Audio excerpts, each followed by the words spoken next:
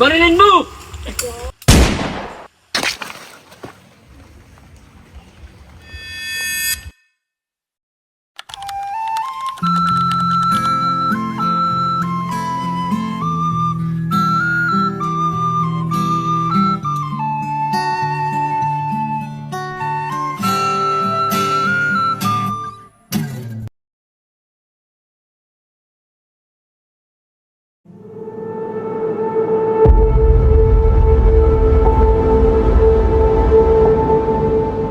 Kamusta? Matagal din ang ating huling pagkikita. Padre Damaso, ikinagagala kong makita ang pinakamatalik na kaibigan ng aking ama. Paumanhin po, baka siguro Padre ako'y nagkakamali lamang. Hindi ka nagkakamali, binata. Ngunit kailanman hindi ko naging matalik na kaibigan ng iyong ama. Kapitan, ikaw pala yan. Magandang hapon, Kapitan Tiago. Magandang hapon, Padre Damaso. Kinagagala kong makilala ka, Kapitan. Ako nga pala yung magiging asawa ni Maria Clara. 7 taon na din pala nakalipas na mula tayong hindi magkita aking binibini. Walang araw at oras na hindi kita iniisip. Ganon din ang aking nararamdaman, aking Ginoo. Kamusta ka na nga pala, aking binibini? Mabuti naman ang aking kalagayan dito, aking Ginoo.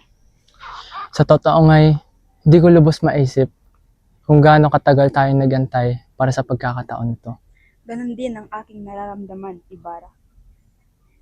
Teka, ba't parang hinamasin tayo ni Padre Salvi? Hindi ko nga rin alam. Sa totoo lang, ako'y naiilang sa kanya. Tara't, lapitan natin siya.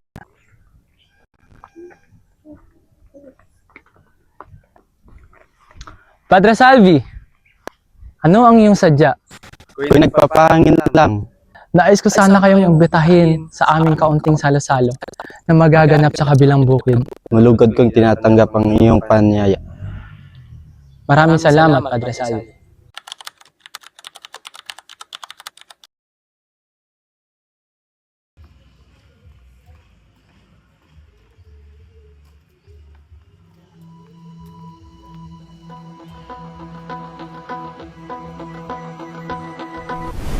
Ikaw ba si Ibarra?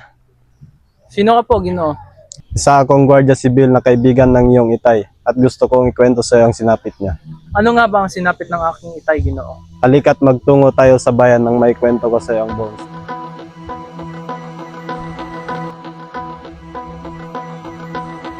Mabait ang iyong itay at sa totoo nga isa ako sa mga natulungan niya. Pinamumuhian siya ni Padre Damaso at tinuturing siya bilang isang erehe at pinaratang bilang filibustero. Pinakulong siya ni Padre Damaso at sa kasamaang palad namatay siya sa loob ng bilangguan. Maraming salamat, kaibigan. Malaking tulong ay binigay mong impormasyon. Ako'y tutungo muna sa kanyang himlayon. Maraming salamat. Paalam, kaibigan.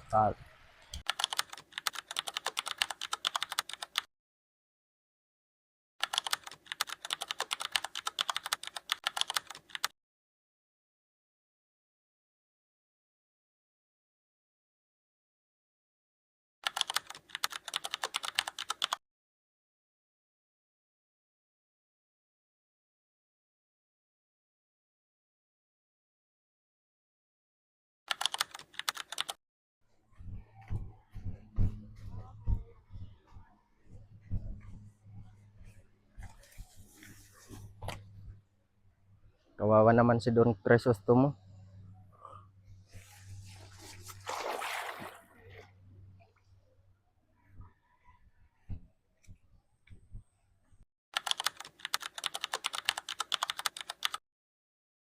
Crispin, aking kapatid, halika't batakin natin ang lubid para makauwi na tayo. Tara.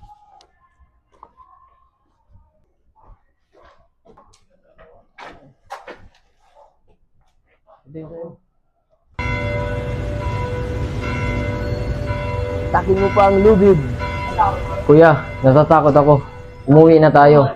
Tiyak na hindi papayag si nanay na pinapalo-palo lang ako rito.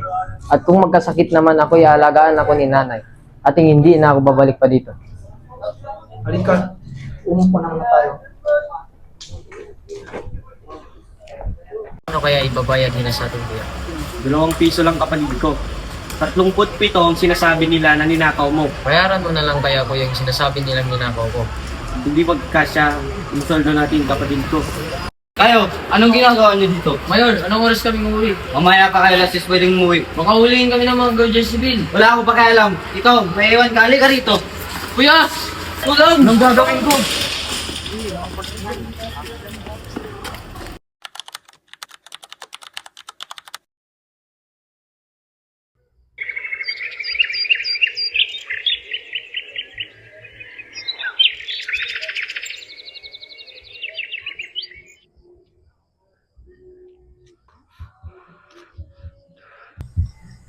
Bata ba yun? Bata nga.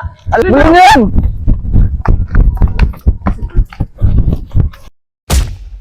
Magpasalamat ka, hindi ka namin tinuluyan, ha? Dahil hindi namin dala ang armas namin. Ha, tara na.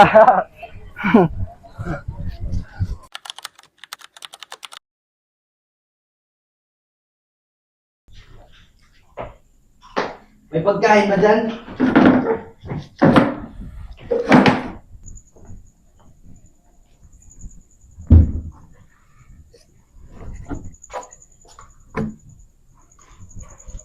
Di mo na ba hintay ng mga anak mo? Sabi ni Pilaw sa Pungtasyo nakakabasa na si Crispin. At si Basilio naman, mag-uwi ng kanyang sahod na 2 piso. Sabi mo lang sa akin ng 1 piso.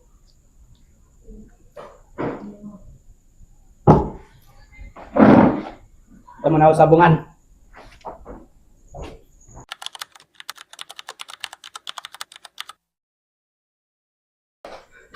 Inay! Bilisan nyo! Inay! Inay! Anak ko, anong nangyari sa iyo? Huwag po kayo mag-alala, Inay. Asan ang kapatid mo? Naiwan po sa kumbento, Inay. Bakit siya nagpaiwan? Anong nangyari sa kanya? Kinuha po siya ng sakristan mayor at pinagbibintangan nagnanakaw. Anong nangyari sa noo mo? Huwag po kayo mag-alala, Inay. Ayos lang po ito. Kumain ka na muna, anak. Pagpasensyahan mo na, yan na lang ang itinira ng iyong itay. Kinain niya na naman ang pagkain namin.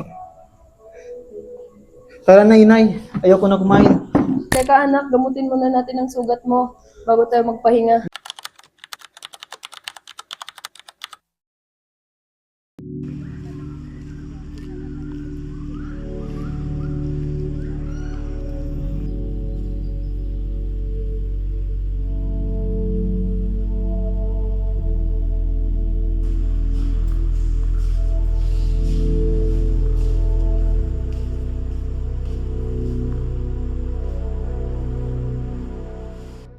Tao po.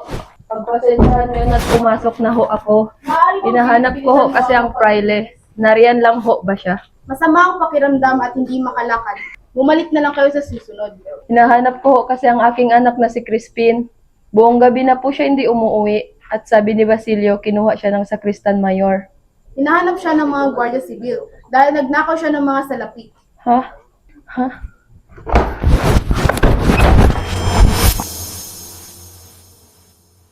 Crispin! Basilio! Ang anak ko!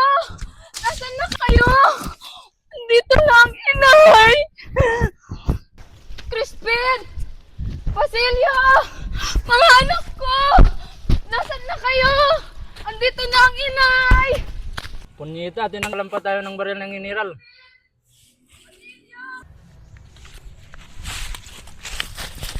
Ito na at ang pagkakataon para makuha natin ng tiwala ni General. Mga anak ko, nasaan na kayo? Hoy! Halika rito! Hoy! Hoy! Huwag ka nang tumakbo!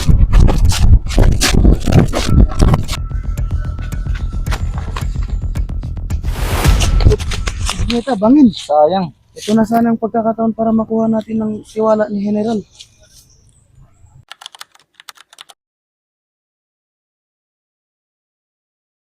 Yung 4,000 ay gagamitin natin para sa darating na pista. Maaari bang ibigay natin ang kalahating porsyon ng pondo sa ipapagawang paralan ni Ibarra? Hindi pwede. Dahil ang pondong iyon ay para sa bayan. Ang pondong iyon ay para sa ating paparating na magarbong pista.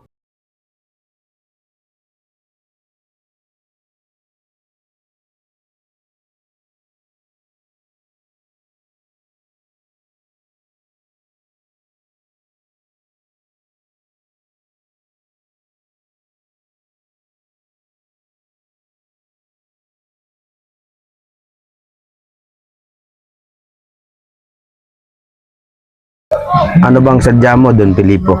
Nais ko sanang humingi ng payo, Don Tasio. Teka lang, ayusin ko muna tong ginagawa ko.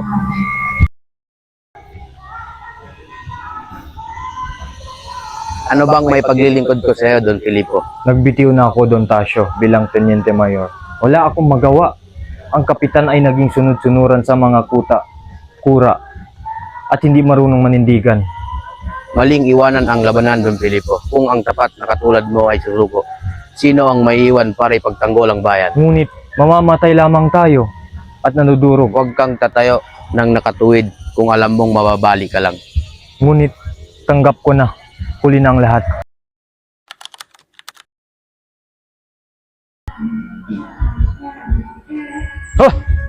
Nakapagod tong paglalakbay. Teniente!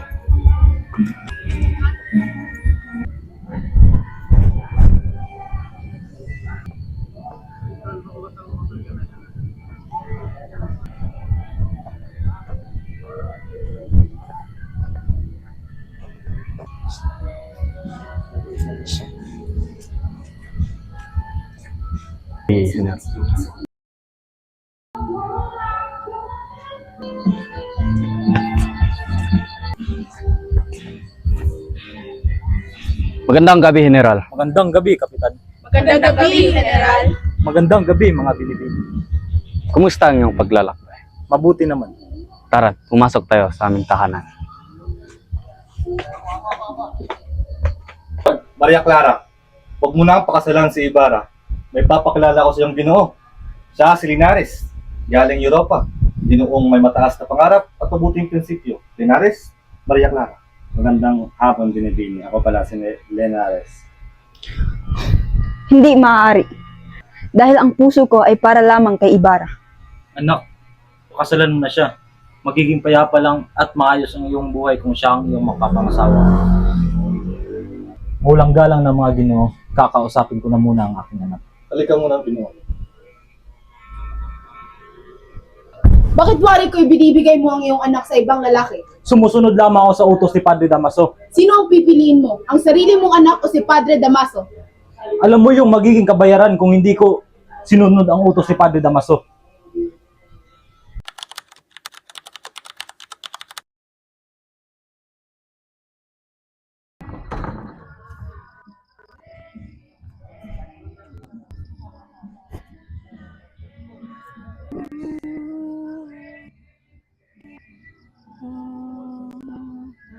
Ikandado niyo nga yung mga bintana.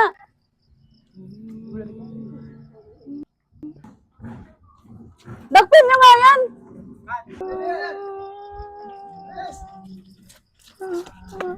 Bitawan niyo ako!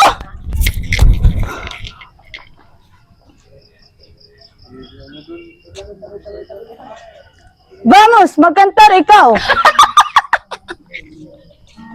Hoy, kumanta ka daw!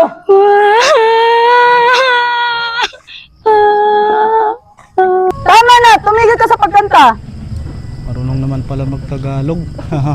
Magsalisan nga kayo dito! Baila! Baila! Baila! Baila! Tigas ng ulo mo? Hindi mo man lang ako babatiin? Bilisan nyo nga yan.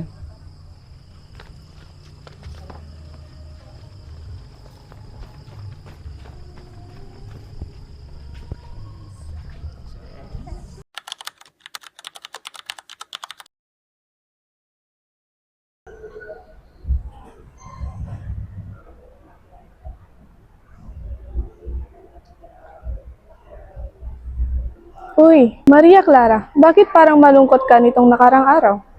Marami lamang ako iniisip, Victoria. Nakapagdesisyon ka na ba na papakasalan mo si Linares? Wala akong magagawa. Sinusunod ko lamang ang kanilang kagustuhan. Maria Clara, dapat mo kalimutan si Ibarra. Si Linares ang nararapat para sa iyo. Hindi mo ba dapat hayaan natin si Maria Clara na pumili sa sarili niya? Huwag kang makialam dahil ang lahat ng ito'y para sa ikabubuti niya. Ngunit hindi mo siya magiging masaya kung pipilitin ninyo siya.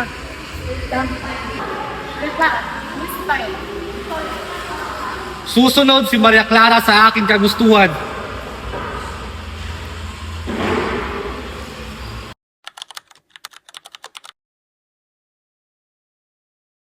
Aklat pangalawa, Kabanata 11, Salaysay 20.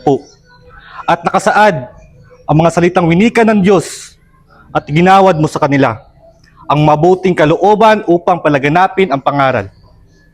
Hindi mo binawi ang biyaya ng salita sa kanilang bibig at sa halip ay binigyan ng tubig upang mapawi. Dapat sa inyo bitain upang hindi pamarisan at hindi lumaganap ang lahi ni Satanas. Winika ni Jesus na ang isang bahagi ng katawan na hinahatak sa pagkakasala ay kailangan putulin at itapon sa apoy.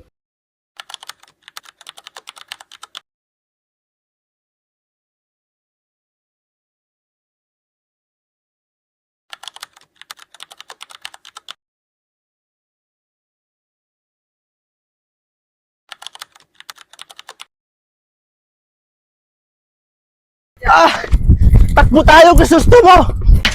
Bisan mo gusto mo, dyan naman wala si Bill, takbo! Juanita, saan na yun? Tara, bumalik na tayo. Ibalita natin kay Padre Salvi. Tara.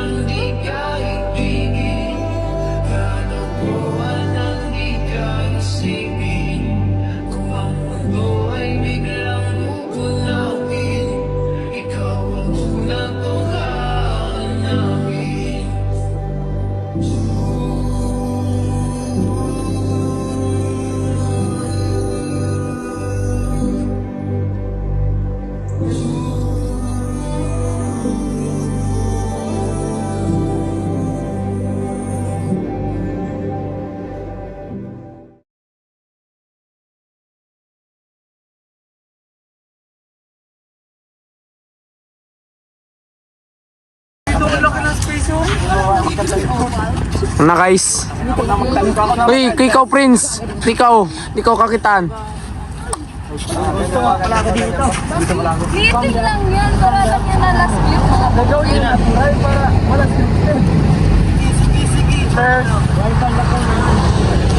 Point 5 lang bunak. Bunak, 0.5 lang. 0.5 lang. Malaw nga video ko no. Puntahan natin yun na! So first, palakpakan nyo sarili nyo guys. Para kay Mac. Kahit may hindi pumupunta. Kahit sa 7 AM yung 1 AM pumupunta. 1 PM. Nahuli pa sa motor. Sobrang dami errors. Pero nagawa pa rin. Midnight na, kailangan na natin umuwi. Lahat. Kanina ka pa maka. Lahat ng role nyo, pangalan nyo, ilagay nyo sa video kasi para alam, ilalagay natin.